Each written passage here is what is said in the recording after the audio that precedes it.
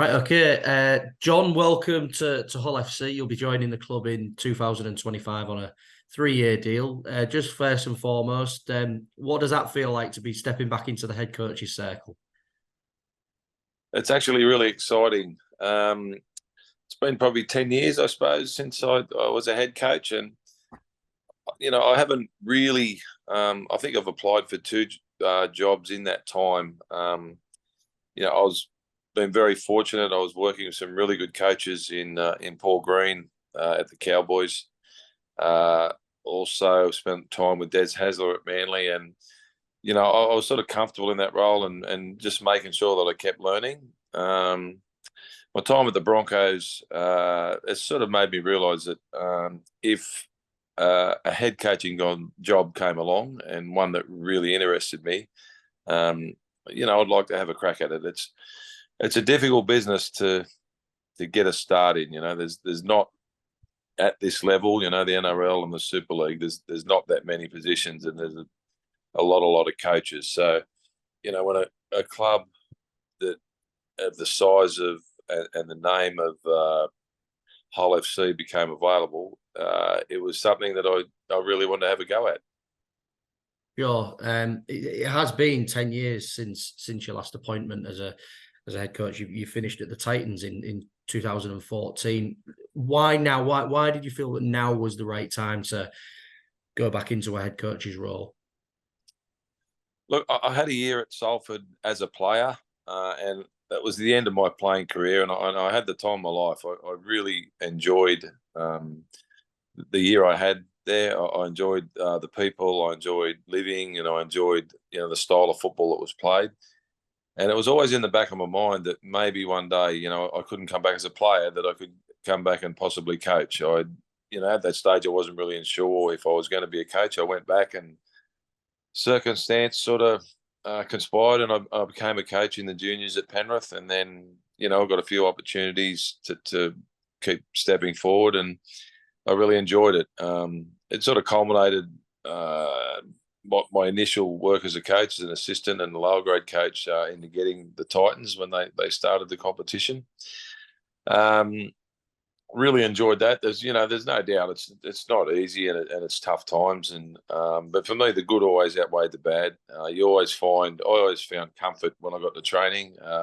During bad times, seeing the players put in, knowing that no one wants to lose. Let's face it. But I when there was sort of dark clouds above you, my comfort was always spending time with players and just working out how you get out of the rot that you're in. But um, that like I said, I never rushed into coaching again. I was really enjoying my role as an assistant. I felt that I feel sorry that I'm way better prepared to coach now than what I was when I first entered into the Titans. It is a business that you never stop learning, especially if you're coaching around good people. Hmm. How did the move come about to Hull FC?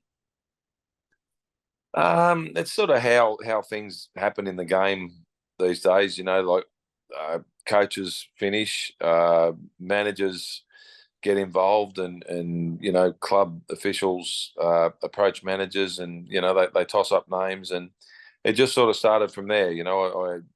I had my manager had spoken to Richie at Hull FC, had a chat with Richie, and we were both sort of on similar pages as to clubs in the position that you're in. If you've been involved in football for any period of time, for a long period of time, sorry, you come across clubs that are in the position that Hull FC are in. I've been there as a player, and I've been there as a coach. Um, what really strikes me about Hull FC, and I've always been a student of the game. I've always loved the English game. Many a night as a kid watching Challenge Cup finals. It was actually always a dream of mine to play in a Challenge Cup final, and I just went one game short at Salford in 1997. So it's just it's it's a something that coaching is something that I've been doing it for that long. I don't really know what I'd do without it, and I for the amount of time that I've been doing it, I still really enjoy it, and people talk about the bad times, and yes, there is bad times. There's no doubt about that. You coach for any length of period of time. they're going to not tap you on the shoulder every now and then. But it's also the challenge of getting out of that. And as I said, I love working with players who have, who want to win and who want to bring home trophies. And that's the challenge for me and the whole staff at Hull FC is to get all the players thinking that way.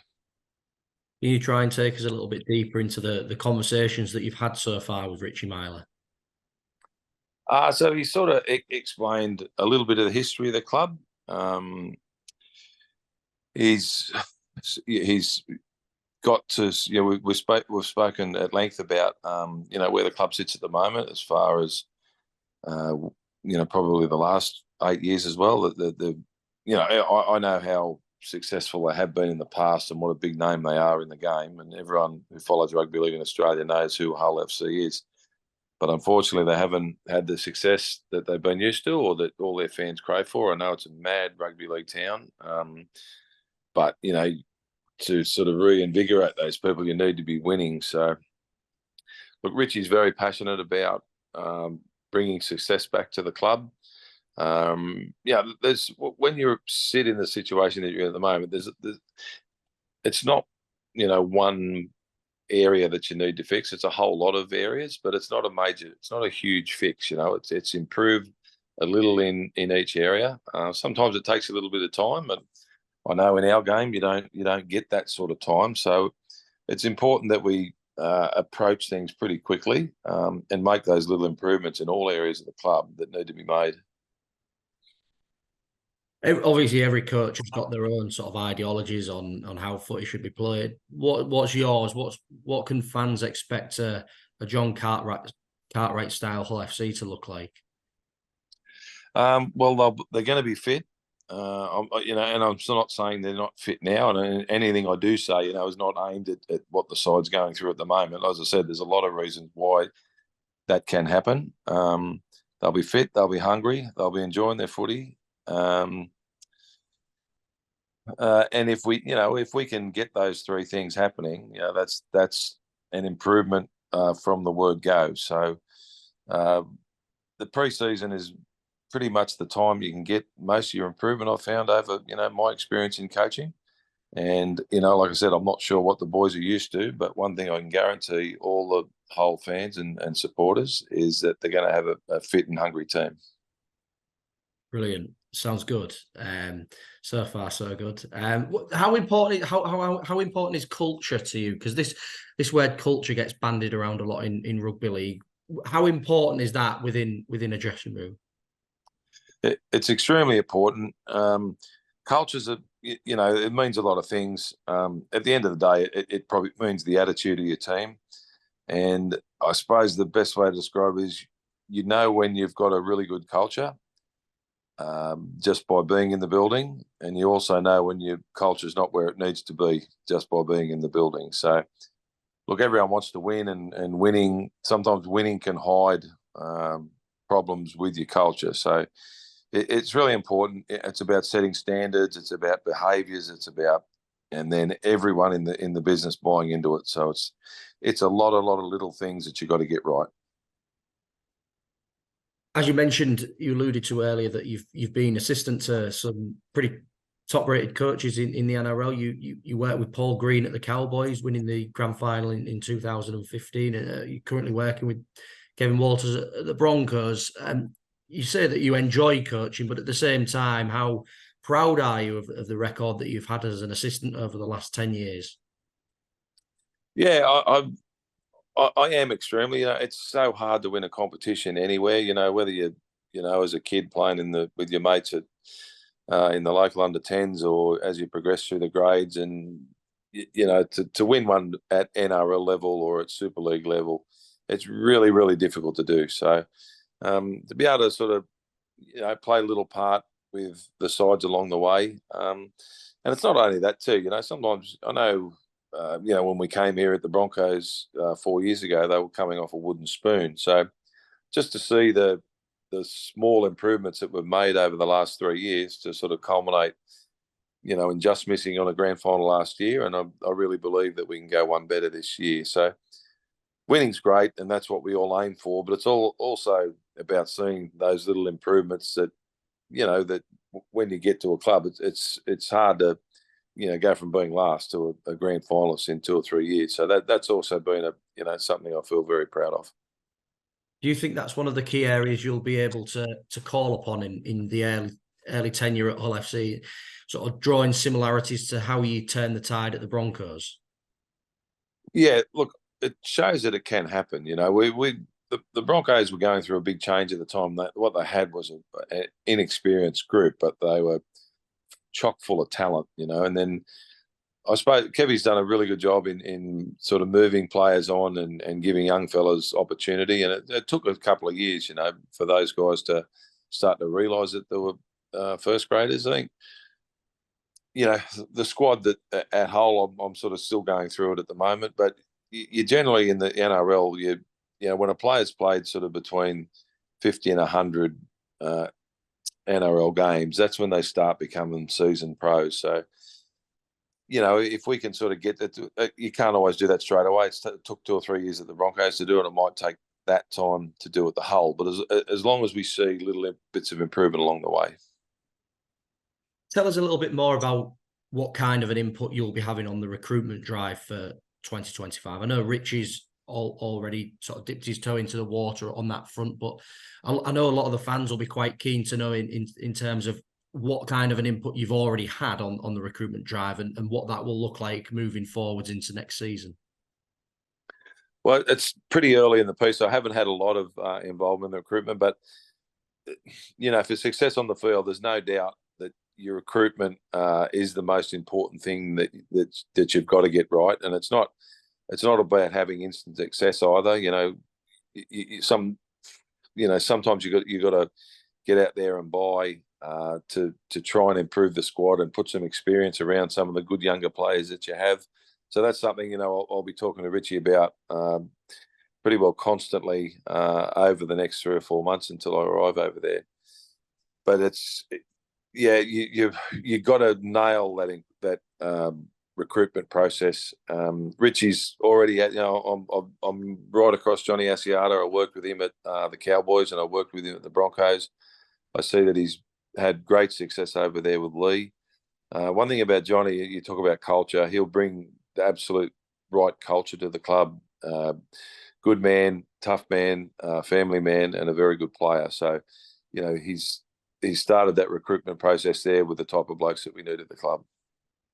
Well, if there's one thing that we can guarantee during your time at Hull, is that you're going to be working alongside some very, very passionate fans. A lot of people say that Hull FC fans most passionate in Super League. That must be something that really excites you to come and work amongst, some of the biggest fans in the sport.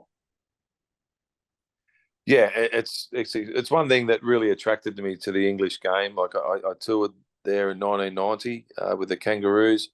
And the crowds, every game we played was packed to the brim. It was when the old days at the bleachers and the noise they made. And that's one thing that always stuck in my mind and the reason why I did want to back and play over there. And now to get the opportunity to coach. Look, I've heard all about Hull and the rivalry with the Hull KR, and I'm actually pretty good friends with Willie Peters. He's texted me tonight. Just to basically say that as well. He said, you're going to love it here. The fans are so fanatical. It's you're really going to enjoy it. So that was always nice to hear as well. Sure. But before you do land on English shores, you've still got a job to do in Australia with the Broncos. Going pretty well so far this year. Just a quick word on sort of how you're still focused on this year and looking forward to finishing the year strongly in Brisbane. Yeah, it's been a hard week or so, having this to think about and also, job to do at the Broncos. But I was able to talk to the squad today, spoke to the coaches and the CEO. So now, my mind's clear. I know exactly where I'm going to be come next year. And I actually feel really good about the year in front. A big focus, or a lot of the thing I spoke to the players about today was, we have a side that's capable of winning the grand final. We've set ourselves up in a pretty good position at about the halfway mark. And it's just all we're all heading in the one direction, focused on winning a grand final. It's we played in the grand final last year, and I think we've lost 4 players out of that side, and we'll probably lose another 2 or 3 out of the side this year. So you don't get these opportunities that often, and they you blink and they're gone. So I'm hoping last year was a catalyst for us to really knuckle down now. We've set ourselves up into the top 4 halfway through the season and finish the year off and get the prize. It's actually interesting to get that take from you about sort of ambition to win the grand final.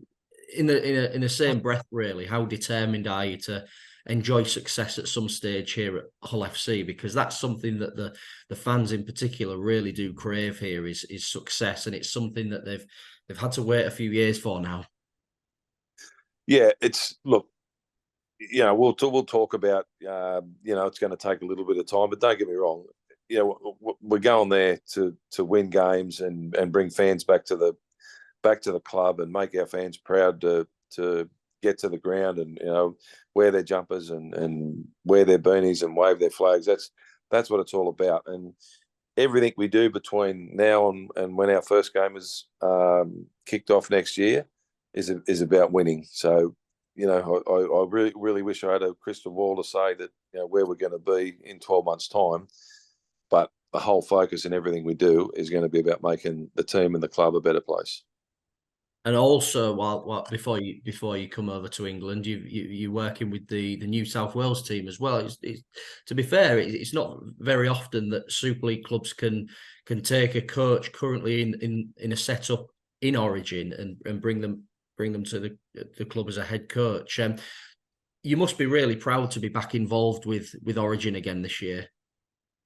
I am, because you look at the people that are selecting you for the role, and the reason I love to go and to be part of an Origin setup, and I've done it a few times before, is that you just learn so much from the other coaches around. There's Michael Maguire, but there's also 2 other coaches from NRL clubs. You're working with the very best players in the league.